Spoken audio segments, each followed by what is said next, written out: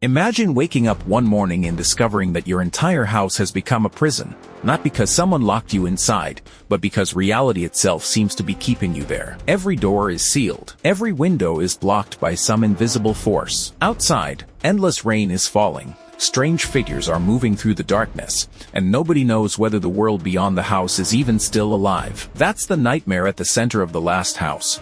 But here's where things get really interesting. This isn't simply a story about monsters attacking humanity. By the end, the movie completely flips our perspective and asks a much bigger question. What if humanity was the real invading species all along? Welcome back to your nerdy show. I'm your host, Spoiler Master. So today, we're breaking down exactly what happened, who these creatures really are, why Ruth seems to understand them, how this family manages to survive for more than 5 years, and what that mysterious final hello could actually mean. And trust me, once you understand the ending, the entire movie looks very different. The invasion was never what we thought. At first, The Last House looks like a pretty straightforward creature feature. The Delgado family, and Jason, Graham, and Ruth, are trapped inside their home while mysterious creatures begin appearing outside. The rain never seems to stop, the neighborhood is effectively sealed off, and every attempt to understand what's happening only creates more questions. Naturally, the family assumes they're under attack, and honestly, who could blame them? Jason especially treats the creatures as an enemy that has to be defeated. He builds weapons, sets traps, searches for weaknesses, and does whatever he can to protect his family. His mindset is simple. If something threatens the people he loves, destroy it before it destroys them. But slowly, the movie reveals something much stranger. The creatures aren't aliens. They're not invading Earth. They were here first. According to the mythology established by the filmmakers, these beings are ancient creatures from the ocean that existed on Earth long before humanity. And that completely changes the meaning of the story. Humanity isn't defending its planet from an invasion. Humanity has been invading theirs. We've polluted the oceans, consumed natural resources, increased global temperatures, and changed the environment on an enormous scale. Eventually, these creatures emerge from the depths because the world humans created has become unbearable for them. So the endless rain and flooding aren't just there to create atmosphere. They're part of the movie's larger warning. The planet is changing, and for the first time, humanity is experiencing those consequences from the perspective of another species. Why do the creatures look so strange? One of the smartest things the movie does is refusing to give us a perfect look at these creatures right away. They're shadowy, fluid, and difficult to categorize. They don't look like traditional movie monsters with obvious eyes, claws, teeth, or some instantly recognizable anatomy. Instead, they move almost like something underwater, even when they're inside the house. And that's exactly what makes them unsettling. The movie doesn't want us to look at one of these creatures and immediately say, oh, it's basically a giant squid. It wants us to look at them and think, what am I actually looking at? There's a reason movies like Jaws, Alien, and The Thing became so effective. They understood that sometimes a monster becomes scarier when the audience doesn't get the complete picture. The Last House follows that same philosophy. The creatures were also brought to life partly through practical effects, with a physical creature being combined with visual effects to create the final appearance. That physicality helps explain why their movements feel so strange and organic. They don't feel like ordinary CGI monsters. They feel like something that evolved somewhere humanity was never supposed to go.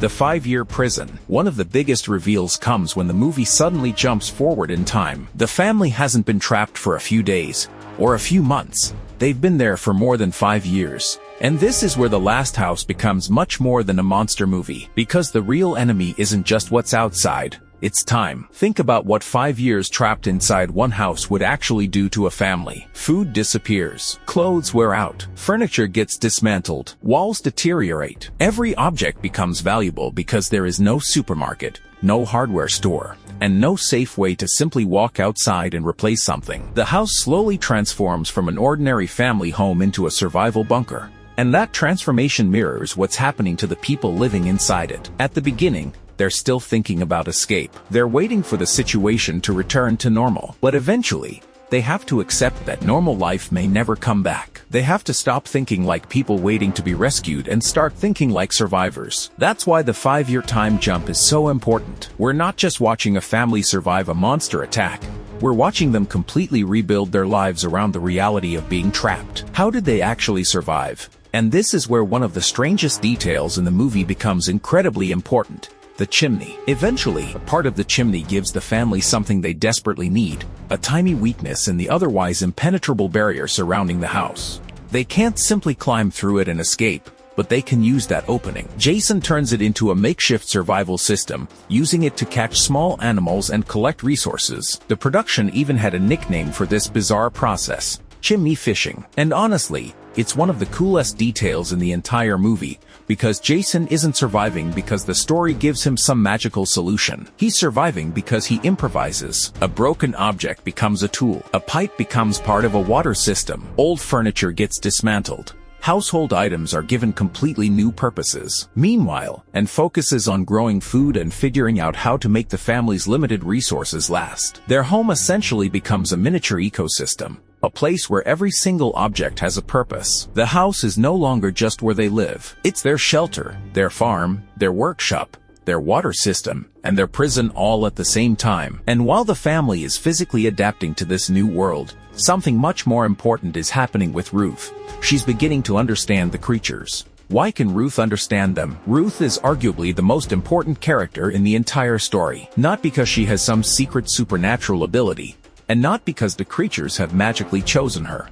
It's because she doesn't automatically assume they're evil. That's the key difference between Ruth and the adults around her. Jason sees a threat. Ruth sees something she doesn't understand. And instead of immediately trying to destroy it, she watches. She notices patterns. She pays attention to how the creatures behave. Her drawings and observations begin suggesting that there's something more happening here than random attacks. The movie never really says that Ruth possesses some supernatural power.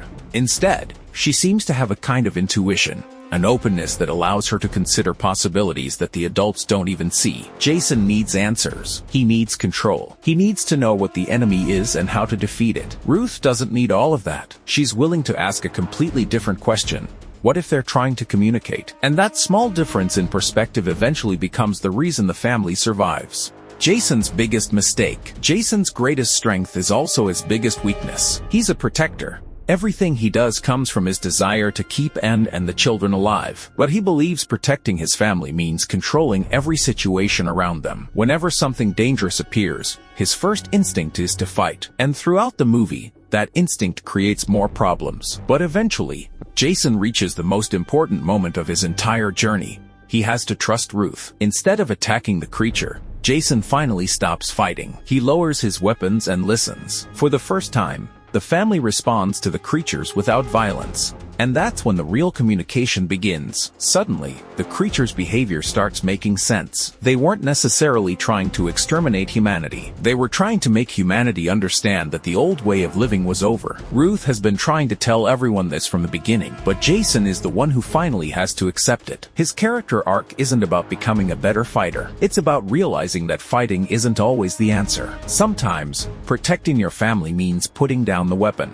and trusting someone who sees the situation differently. Why do the creatures open the doors? This brings us to the most important part of the ending. The creatures don't simply become friendly. That's not really what's happening. Instead, the Delgado family proves something. They prove that humans can choose coexistence instead of domination. The creatures have already seen what humanity has done to the planet. From their perspective, humans are the dangerous species. So in a sense, the family is being tested. Will they continue fighting? Will they keep trying to escape? Will they respond to something unknown with violence? Or will they finally listen? Ruth has been trying to understand the creatures from the beginning, and Jason eventually learns to do the same. Once he accepts that Ruth may be right, the family stops treating the creatures as enemies. And that's when the doors finally open. The message is pretty clear. Survival doesn't necessarily come from defeating the other species. Sometimes survival means learning how to live alongside it. And that's why the ending is so different from a traditional monster movie. There is no huge final battle. No heroic character kills the main creature. No last-minute explosion solves everything. Instead, the conflict ends when someone finally understands what the conflict was actually about. Communication replaces violence.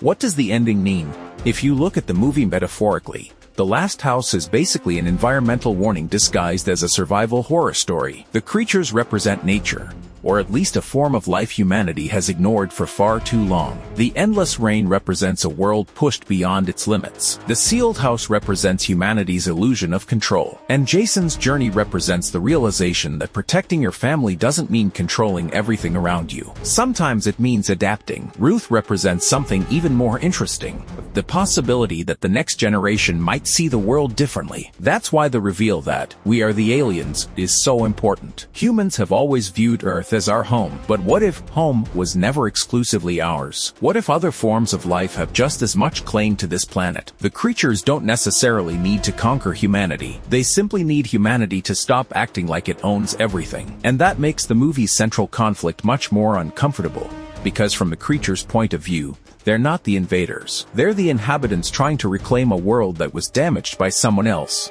Are they really the last humans alive? Probably not, and the movie deliberately avoids giving us a definitive answer. The Delgado family isn't necessarily the last human family left on Earth. People living in high-rise buildings, elevated areas, or communities where groups can cooperate may have survived. So the world outside isn't necessarily empty, it's simply unknown. And after 5 years of isolation, that uncertainty becomes terrifying in its own way. Imagine spending years inside one house, knowing absolutely nothing about what happened to the rest of civilization. Are their cities still functioning? Are there other survivors? Did governments collapse? Are people creating new communities? Or did humanity lose most of the world? The movie doesn't tell us. And honestly, keeping those answers hidden makes the ending more interesting, because the Delgados aren't just stepping into a changed environment. They're stepping into a world they don't recognize anymore. And then the movie gives us one final clue.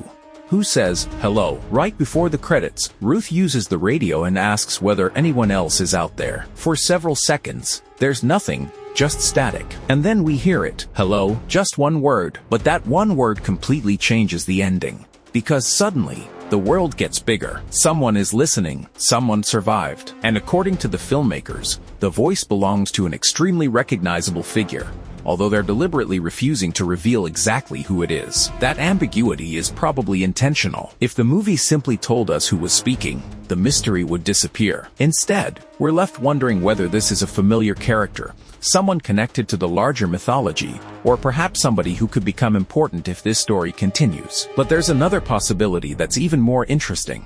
Maybe the identity isn't actually the important part yet. The important thing is that someone answered. After 5 years of isolation, that single word means the Delgado family isn't alone anymore. And for Ruth especially, it's the first real sign that communication, rather than violence, might be the key to rebuilding whatever is left of the world. Our nerdy thoughts. So, what is The Last House really about? On the surface, it's a creature survival movie about a family trapped inside their home while mysterious beings emerge from the ocean. But underneath all of that, it's a story about perspective. We spend most of the movie assuming the creatures are the monsters, and then the movie turns the question around and asks, what if we're the monsters? The creatures aren't simply invading Earth. They're reclaiming a world humanity has damaged. And the Delgado family survives because they eventually do something almost every other human instinctively refuses to do.